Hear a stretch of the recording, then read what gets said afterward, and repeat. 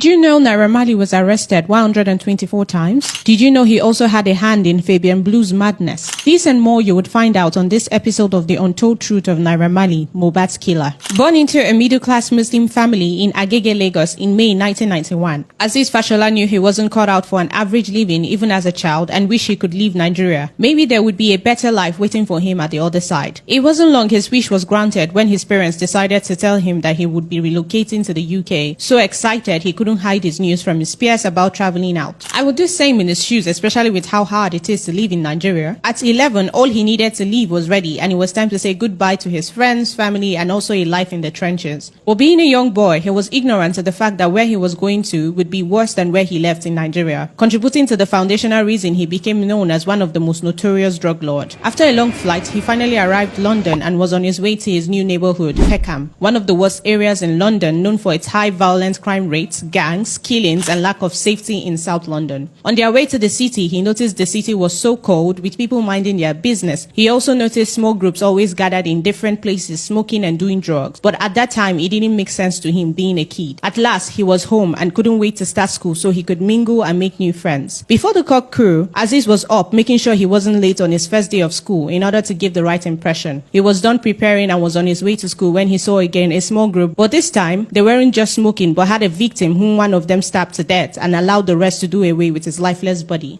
Okay, this was more than he bargained for, was his thought, where he was hiding so he doesn't become the next victim. Going back home, he explained what he saw to his guardians, and they warned him not to tell anyone else or his life would be in danger. They further explained to him how Peckham was not an ordinary city and he would have to be more careful from henceforth and also make sure he minded his business. Still reminiscing about the information fed to him by his guardian on how Peckham is run by gangsters and cartels, he mistakenly ran into some young lads who had brothers who were also gangsters, and they became friends with Aziz. His new friends were also his classmates, which made it easier for them to introduce him into drugs and running errands for the drug lords at the time, so he could be protected and not bullied by other gangs who saw every JJC as a threat. They further expounded to him that here in Peckham, you build your reputation by being caught with drugs than without it. In more words, they explained that everyone in Peckham, including kids, had broken the law and gone to jail in their lifetime. Grown up now, he wanted more than just being or seen as an errand boy, so he spoke to his friends who also agreed it was time they worked together and created their own crew. Finally, they created a crew they called No Manners Gang, which were feared and known to be very notorious and the most violent gang known for drug trafficking. But wait, am I the only one who has heard the name No Manners somewhere before, aside being a crew name? Oh no, it just dawned on me that No Manners is also the motto for the Malians. Looks like Naira Marley wanted to build a fan base of drug peddlers. In 2015, their crew was growing, getting new members and also getting successful with the drug business. He decided it was time he pursued his dream of wanting to be an MC, but his friends would rather he became an artist, which he didn't imagine himself becoming. After so much convincing from his friends in the studio, he made his first hit song, Back to Work, where he spoke about drugs and how he and his team wouldn't forgive whoever double-crossed them. To his surprise, the song started making hits than he had imagined, and he began to take music more seriously, beginning from changing his name from Aziz Fashola to Naira Marley, and still not forgetting his drug business. He had built the reputation of a don by being arrested 124 times for rape, grand theft, and drugs. In 2017, he was convinced it was time to leave London after making his first big money from drug peddling and declared wanted by the law enforcement. But making sure his tracks were covered so he would be granted visa, he came back first with the disguise of him shooting a music video for the Isa Go single made for Nigerians during the 2017 World Cup. Getting more fame after the release of the song, he decided to stay longer and release more hits like Potoyi, where he established his Malian fan base. With more of his song becoming an anthem and gaining more prominence like Sopi, it wasn't long until Naira Marley broke the law and found himself in jail again with the EFCC after he released the controversial single Am I a Yahoo Boy. He was investigated and charged with 11 counts of fraud and a stolen car, but he was released from jail 14 days after being granted bail. Not long after he was released, another witness testified against him in court, which led to the adjourning of his case to the 27th of January. Just when we thought he would be calm and decide to tread carefully since he has a case with the court, Marley, who already had the habits of breaking laws, decided to contravene the lockdown order imposed by the president to contain the spread of coronavirus in the country. But I'm not shocked, I mean, what did we expect from a boy who grew up in a notorious neighborhood known for breaking laws and doing drugs? In 2019, he established his Malian record label where he signed artists like Zeno, C Black, and late Mohbad Imole. To the artist, it was going to be about just releasing hit songs, but to Naira, who wanted to expand his business, he introduced them into first taking drugs so he could have a chokehold before recruiting them into selling of drugs also. But to make sure his secret was safe and buried with the label, he asked them to swear an oath, of which Mohbad refused. Meanwhile, aside trusting the boys to expand his business, he also started reaching out to more influential politicians, colleagues in the music industry, organization, and drug business owners in the country. Could our president be one of these politicians he's working with? Because Mr. Tinubu has been accused in the past of being a big-time drug don, which was confirmed by Naira Marley. And looking closely now, it was just after the inauguration of President Tinubu, Naira became an ambassador of the NDLEA. Whoa, busted. Looks like Sam Larry was also his associate in making sure his drug business here in Nigeria was going smoothly without any interruptions from anyone, including the artist signed into the record label. Iretiola Aloba, popularly known as Mohbad Imole, was becoming an interruption to his business, and with the responsibility given to Sam Larry, he knew what he had to do, which was making sure Mohbad didn't become a burden anymore. But let's go back to how it all started in favor of those that hasn't been following the story. Iretiola Aloba, a well-known rapper, singer, and songwriter from Ikorodu, who started with freestyles, caught the attention of Naira Marley, the drug lord, who saw potential in him not becoming just a signed artist, but also a good source to expand his drug business. With this motive, he offered a deal to Mohbad of just being signed as an artist to his record label. Mohbad, who was also a Malian fan, saw this as an opportunity to be with his idol and also become one of the greatest artists ever heard. To add, he also needed to get his family and himself out of poverty and decided to sign the deal with the record label. But unfortunately for him, he had signed more than being an artist without his knowledge. This is the reason why rushing into anything never brings good result. And I think upcoming artists should follow the advice of ID Kabasa in getting a lawyer before a manager to avoid situation like Mohbad repeating itself. Moving on, Mohbad got arrested by the NDLEA while he was still in the label, added with the fact that he was already being ill-treated by the record label because he refused to take the oath of secrecy. He decided to walk out of the label. This became a problem as he was constantly assaulted and bullied by Sam Larry and his thugs. According to Bella Shmurda, who was his best friend, he testified that his friend Mohbad almost committed suicide once and is currently an hypertensive patient because of his issues with the label. But this did not stop Naira, who wanted to make a point to both his signed artist and outsider on what happens to those who challenges him. It was a show of his power and control to whoever was interested. After so many assaults, bullying, and trying to kill his career, they finally were able to get rid of Mohbad on the 12th of September. What a sob story. Little wonder why ID Kabasa also said in his life, after the passing of Mohbad, that wrong money entered into the music industry and is the reason why the industry is suffering. Could Naira be one of those he's talking about? Although Mohbad wasn't his only victim, there was Fabian Blue, a 26-year-old gifted young singer who had passion for music and started attending various auditions for a number of musical ventures. He later got into the competition Dare to Dream in 2018 where he won. Winning a competition like that attracted the well-known Aziz Fashola, who as usual offered him an irresistible offer of being one of his signed artists. It was obvious he took the deal when Naira Marley reviewed him as one of his signed artists alongside Mohbad and other artists. The young man was having a great day and was smiling for the cameras, going ahead to release the single Sisi Nene and later Instagram featuring Mohbad and Naira Marley. Now my question is, why would we suddenly never hear of Fabian Blue anymore after 2021? Should we believe the news that he was one of the artists that ran mad after offered the second deal of being part of his cartel? Because a full-blown human being doesn't just disappear like that, even on social media. But it's Naira Marley. If he can mastermind a man's death, what else can't he make happen? I would let you guys do justice to the question asked in the comment box while we talk about DJ Splash, who also was a victim of madness after he was given an opportunity to work with Naira Marley. At this rate, Naira should be awarded the record label with the highest case of madness, assault, harassment, drugs, and maybe death if he is found guilty for the death of Iretiola Aloba. Or don't you think so too?